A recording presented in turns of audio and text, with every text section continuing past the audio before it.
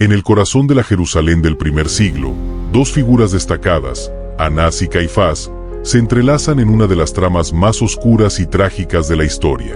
En este video, nos adentramos en el complejo y siniestro entramado de conspiraciones que llevó a la condena y muerte de Jesús, y descubrimos lo que sucedió con estos dos hombres después de que ejecutaron su cruel plan. Todo comenzó en el juicio de Jesús, tal como se relata en el Evangelio de Mateo, capítulo 26, versículos 59 a 68. Este juicio fue una farsa, un proceso en el que los principales sacerdotes y todo el concilio se reunieron para acusar a Jesús de manera injusta. Estaban decididos a deshacerse de él, pero no podían encontrar pruebas suficientes. Se presentaron testigos falsos, todos en un intento por lograr que Jesús fuera condenado a muerte. Sin embargo, a pesar de las evidencias falsas y las maquinaciones, el sumo sacerdote, Caifás, llevó el juicio al punto de la confrontación directa. Fue en ese momento de tensión máxima que Caifás, exasperado, enfrentó a Jesús y le exigió que respondiera directamente a la acusación: ¿Eres tú el Cristo, el Hijo de Dios? En medio de la angustia y la brutalidad de la situación, Jesús respondió con palabras de poder: sí, lo soy. Y verán al Hijo del Hombre sentado a la diestra del poder y viniendo sobre las nubes del cielo. Para los oídos de Caifás, estas palabras fueron una blasfemia, era un grito de condenación. Caifás no dudó en rasgarse las vestiduras, exclamando que Jesús había blasfemado y, por lo tanto, merecía la muerte. Este fue solo el inicio de la tragedia.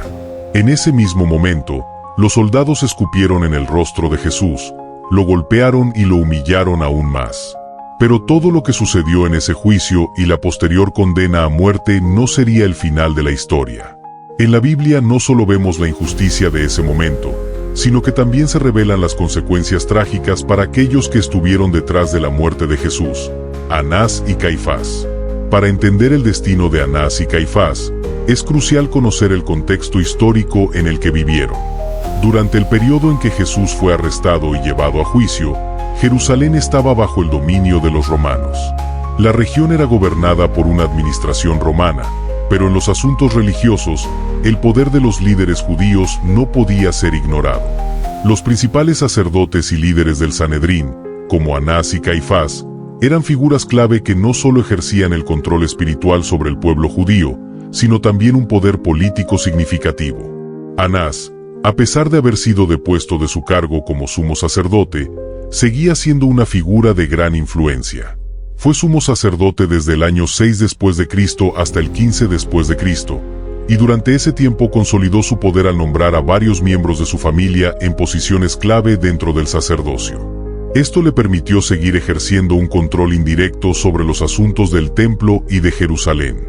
Anás tenía un poder absoluto en el templo, supervisando los rituales y sacrificios, y además, controlaba el lucrativo negocio del cambio de monedas y el comercio de animales para los sacrificios, lo que le otorgaba una gran riqueza y una red de influencia. Caifás, por otro lado, llegó a ser sumo sacerdote alrededor del año 18 después de Cristo.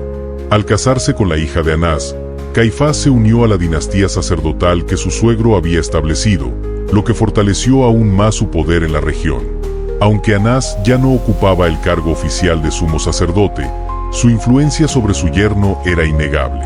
Caifás, como líder del Sanedrín, no solo manejaba los asuntos religiosos, sino también los políticos, actuando como un intermediario entre el pueblo judío y las autoridades romanas.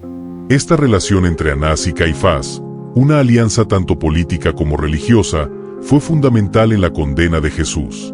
En el Evangelio de Juan, capítulo 11, se narra el milagro en el que Jesús resucita a Lázaro, un evento que provocó una profunda división entre aquellos que creyeron en él y aquellos que lo vieron como una amenaza. Los líderes judíos, temerosos de que la popularidad de Jesús desestabilizara su propio poder, decidieron que él debía morir.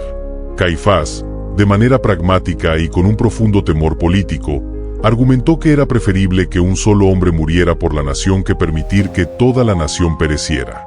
Estas palabras, aunque motivadas por la política, se convirtieron en una declaración profética, pues Jesús debía morir para cumplir con el plan divino de redención.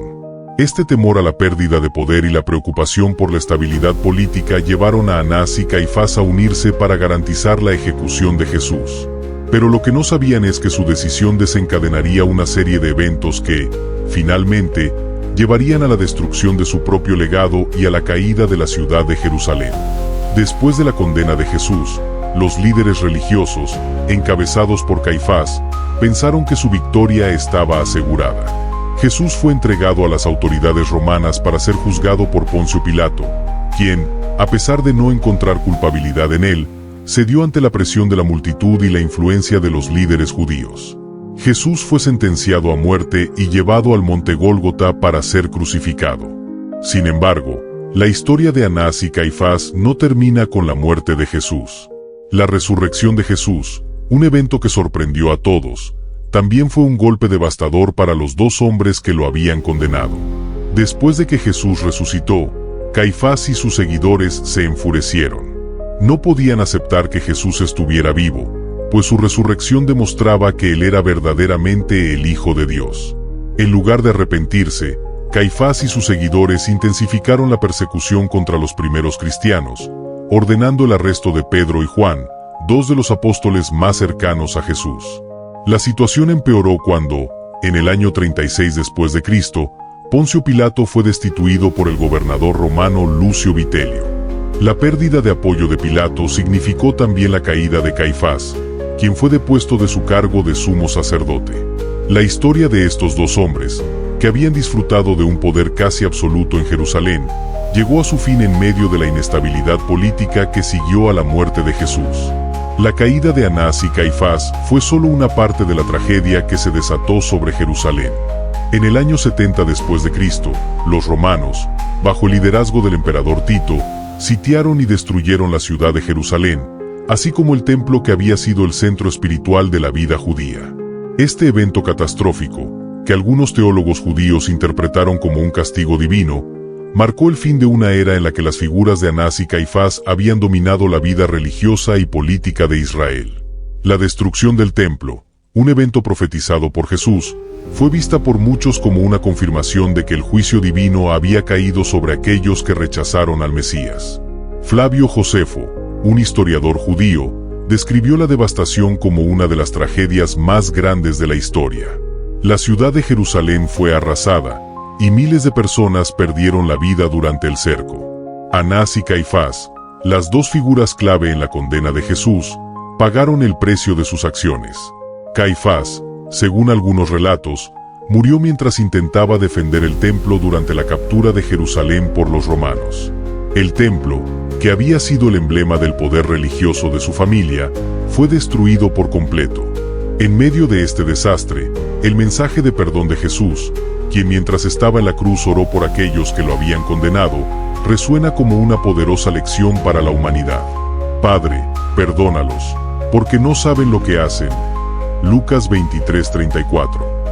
Las palabras de Jesús siguen siendo un recordatorio de que, incluso en medio de la injusticia y la violencia, el perdón y el amor divino son más grandes que el odio y la venganza. La historia de Anás y Caifás es una de poder, conspiración y caída. Es una lección profunda sobre las consecuencias del rechazo de la verdad y la justicia divina. La tragedia que vivieron estos dos hombres, al igual que la destrucción de Jerusalén, nos recuerda que, en última instancia, el plan de Dios prevalecerá. Si te gusta este contenido, te invito a suscribirte a este canal El Viaje Bíblico. No te olvides de presionar la campanita y compartir.